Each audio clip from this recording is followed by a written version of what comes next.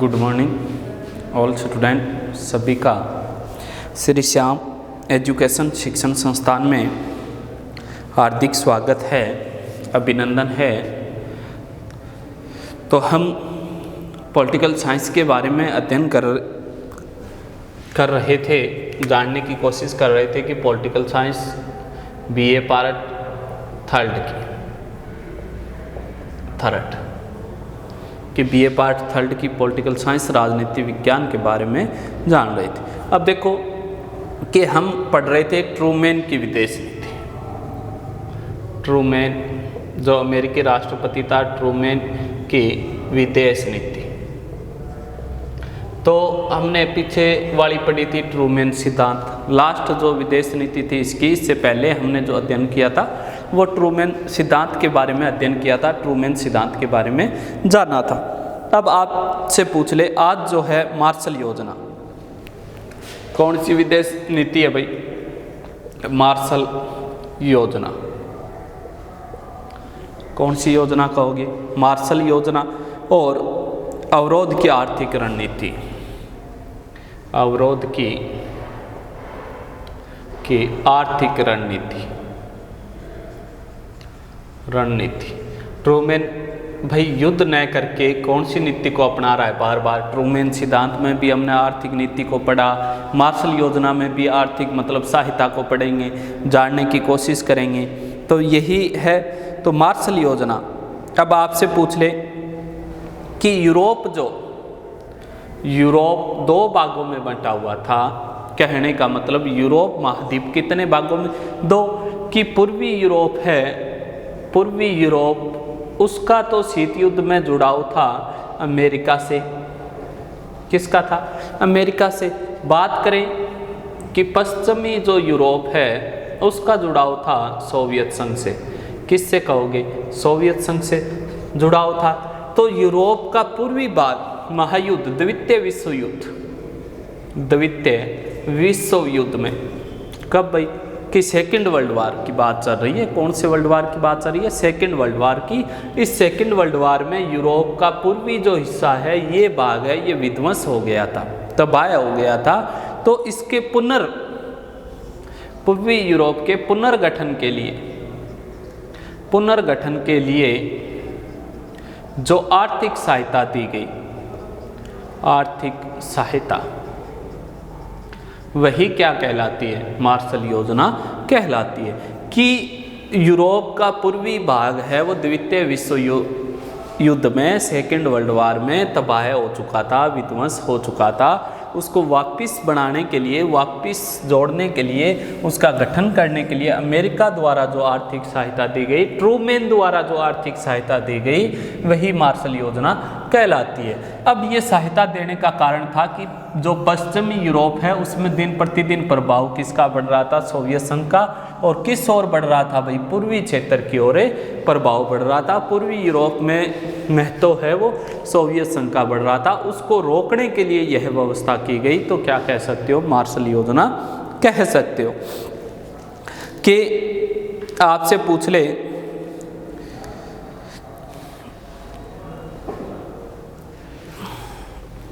इसमें सहायता में जैसे भूखमरी आ गई थी, क्यों दी गई? भूखमरी है, आर्थिक मंदी है, इनसे पूर्वी यूरोप है या यूरोप महाद्वीप है वो बहुत ज़्यादा बेहाल हो गया था। तो 1947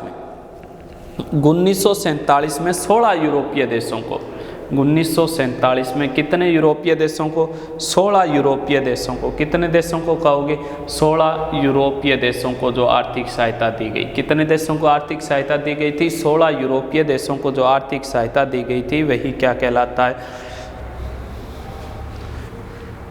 मार्शल योजना। दूसरा नाम दे दे इसका, दूसरा नाम या उपनाम यूरोपियन। किस महाद्वीप में सहायता दे रहे हैं? यूरोपियन। तो यूरोपियन रिलीफ प्रोग्राम भी कहते हैं इसे, रिलीफ प्रोग्राम। कि इसे यूरोपियन रिलीफ प्रोग्राम की आर्थिक सहायता दी गई। भूखमरी से, बेरोजगारी से, आर्थिक मंदी से निकाला गया यूरोप महाद्वीप को, इसलिए यूरोपीय रिलीफ प्रोग्राम इसका क्या पड़ गया? नाम पड़ गया। पुनरुद्धार के लिए दी थी 12 मिलियन डॉलर। कितनी सहायता दी थी भाई? 12 मिलियन डॉलर की सहायता दी थी। तो ये क्या हो गई? मार्शल योजना हो गई। सीधी सी बात है मार्शल योजना की। यहाँ पे 1947 के समय जब शीत युद्ध प्रारंभ हुआ सेकेंड वर्ल्ड के बाद, तो सेकेंड वर्ल्ड वार में यूरोप का काफ़ी ज़्यादा नुकसान हो चुका था और सोवियत संघ का प्रभाव रोकने के लिए, उसका पुनर्गठन करने के लिए अमेरिका ने जो आर्थिक मदद की वही मार्शल योजना कहलाती है। अमेरिका ने यूरोप के 16 देशों में ये आर्थिक मदद की थी, जिस कारण यूरोपियन रिलीफ प्रोग्राम के नाम से भी जानी जाती है। 12 मिलियन डॉलर की आर्थिक सहायता प्रदान की। इसके बाद आपसे पूछ ले आगे वाली सैनिक संधियों की नीति। ट्रूमैन की आगे वाली कौन सी है भाई? विदेश नीति, सैनिक संधियों की नीति। अब पूछ ले सैनिक संधियों के बारे में, पूछ ले आपसे सैनिक संधियों की नीति। संधियों की नीति। अब हम अध्ययन करेंगे सैनिक संधियों की नीति। तो जैसे क्या कहोगे कि अमेरिका ने नाटो, सेंटो, एंजिन्स जैसे संधियों का निर्माण किया। क्या किया भाई? अमेरिका ने नाटो, सेंटो, एंजिस जैसे संधियों का। नाटो जो संधि है, आपसे पूछ ले कि नाटो यूरोपीय देशों के साथ की थी। किन देशों के साथ? यूरोपीय देशों के साथ की थी। आपसे पूछ ले कि अमेरिका ने जो नाटो सैनिक संधि है वो किस देश के साथ की थी? यूरोपीय देशों के साथ की थी। पूछ ले कि क्यों की थी? इसको नाटो को 1949 में की थी। क्यों? कि साम्यवाद को रोकने के लिए, साम्यवाद को रोकने के लिए।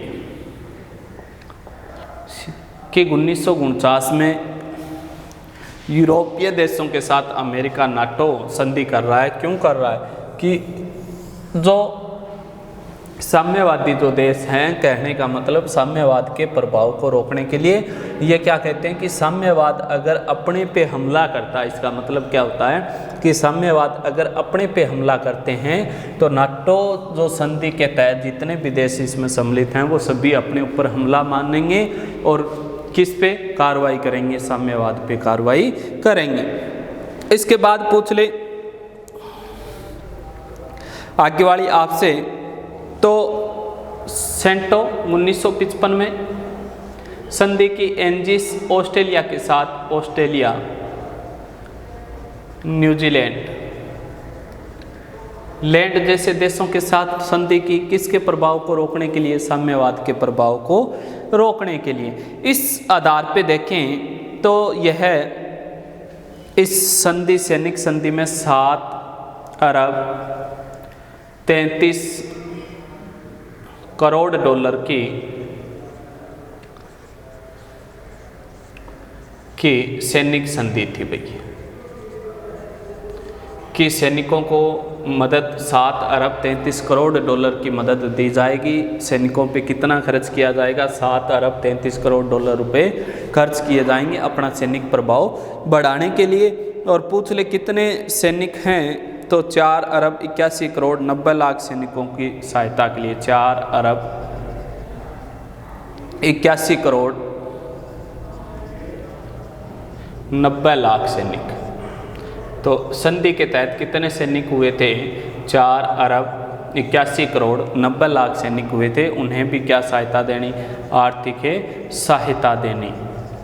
तो बात आती है सैनिक संधियों की नीति की। सैनिक संधियों की नीति के बारे में हम जानें तो अमेरिका ने नाटो, सेंटो, एंजिस जैसी संधियों का इस्तेमाल किया और अमेरिका ने नाटो का जो है यूरोपीय देशों के साथ संधि की। अगर साम्यवाद को रोकने के लिए, साम्यवाद अगर हमला करता है तो सभी देश, नाटो के सभी देश अपने ऊपर क्या मानेंगे? हमला मानेंगे। सेंटोग 1955 में, एनजिस ऑस्ट्रेलिया न्यूजीलैंड देशों में वहाँ पे प्रभाव को रोकने के लिए की। 7 अरब 33 करोड़ डॉलर की सैनिक संधि थी ये सहायता देने की। 4 अरब 81 करोड़ 90 लाख सैनिकों को क्या देनी थी, आर्थिक सहायता देनी थी।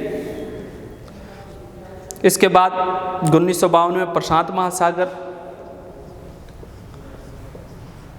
महासागर के बचाव के लिए संधि की, जापान के साथ संधि की। किसके साथ, जापान के साथ संधि। तो क्या कर रहा है कि अनेक प्रकार की संधियां कर रहा है। फिर है 4 आगे वाला विदेश नीति, पूछ ले 4 सूत्रीय कार्यक्रम। क्या कहोगे, 4 सूत्रीय कार्यक्रम। आगे वाली विदेश नीति पूछ ले आपसे तो कहोगे 4 सूत्रीय कार्यक्रम। आगे वाली विदेश नीति का नाम पूछ ले तो क्या कहोगे, 4 सूत्रीय कार्यक्रम के कौन कौन से थे आपसे पूछ ले। सबसे पहले ये कहोगे कि ये कब बनाई गई, 1948-49 में। कब बनाई गई थी, 1948-49 में।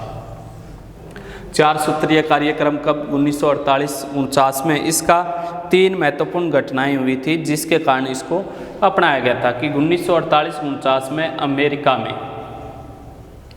3 महत्वपूर्ण घटनाओं के कारण इसे अपनाया गया कि जो 4 सूत्रीय कार्यक्रम है वो 3 महत्वपूर्ण घटनाओं के कारण अमेरिका ने इसे अपनाया था। पूछ ले जैसे घटनाएं, साम्यवादी द्वारा चेकोस्लोवाकिया पर कब्जा करना। पहली घटना क्या थी कि साम्य